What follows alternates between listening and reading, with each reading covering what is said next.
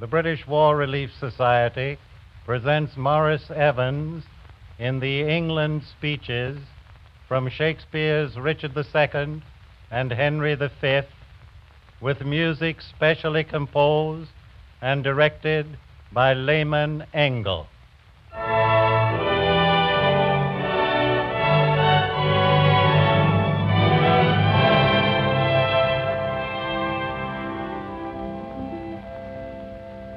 This royal throne of kings, this sceptred isle, this earth of majesty, this seat of Mars, this other Eden, demi-paradise, this fortress built by nature for herself against infection and the hand of war, this happy breed of men, this little world, this precious stone set in the silver sea which serves it in the office of a wall or as a moat defensive to a house against the envy of less happier lands.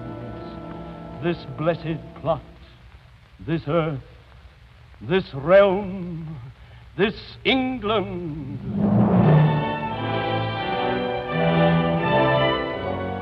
This nurse, this teeming womb of royal kings, feared by their breed and famous by their birth, renowned for their deeds as far from home, for Christian service and true chivalry, as is the sepulchre in stubborn Jewry of the world's ransom, Blessed Mary's Son.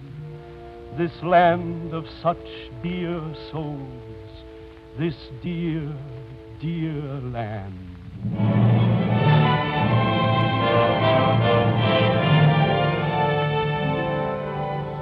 Dear earth, I do salute thee with my hand, as a long-parted mother with her child plays fondly with her tears and smiles in meeting, so weeping, smiling, greet I thee, my earth, and do thee favors with my royal hands.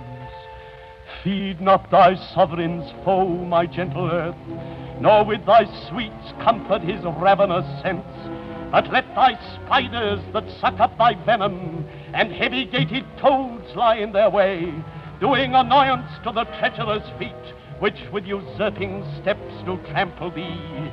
Yield stinging nettles to mine enemies, and when they from thy bosom pluck a flower, guard it, I pray thee, with a lurking adder, whose double tongue may with a mortal touch throw death upon thy sovereign's enemies. This earth shall have a feeling, and these stones prove armed soldiers, ere her native king shall falter under foul rebellion's arms.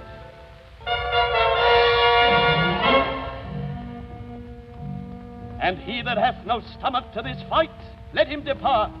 His passport shall be made, and crowns for convoy put into his purse. We would not die in that man's company that fears his fellowship to die with us. This day is called the Feast of Crispian. He that outlives this day and comes safe home will stand a tiptoe when this day is named, and rouse him at the name of Crispian. He that shall live this day and see old age will yearly on the vigil feast his neighbors and say, tomorrow is St. Crispian. Then will he strip his sleeve and show his scars and say, these wounds I had on Crispian's day. Old men forget, yet all shall be forgot, and he'll remember with advantages what feats he did that day.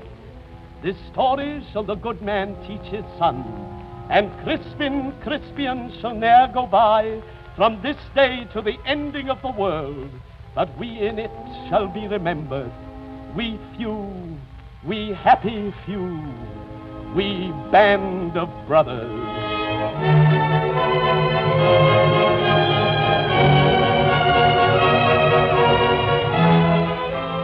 Once more unto the breach, dear friends, once more, or close the wall up with our English dead. In peace there's nothing so becomes a man as modest stillness and humility. But when the blast of war blows in our ears, then imitate the action of the tiger, stiffen the sinews, summon up the blood, disguise fair nature with hard-favoured rage, then lend the eye a terrible aspect. Let it pry through the portage of the head like the brass cannon. Let the brow or helmet as fearfully as doth a galled rock, or hangy and jutty his confounded base, swilled with the wild and wasteful ocean. Now set the teeth and stretch the nostril wide, hold hard the breath and bend up every spirit to his full height. On, you noblest English, whose blood is fed from fathers of war-proof, fathers that, like so many Alexanders, have in these parts from morn till even fought, and sheathed their swords for lack of argument. Dishonor not your mothers. Now attest that those whom you called fathers did beget you. Be copy now to men of grosser blood, and teach them how to war.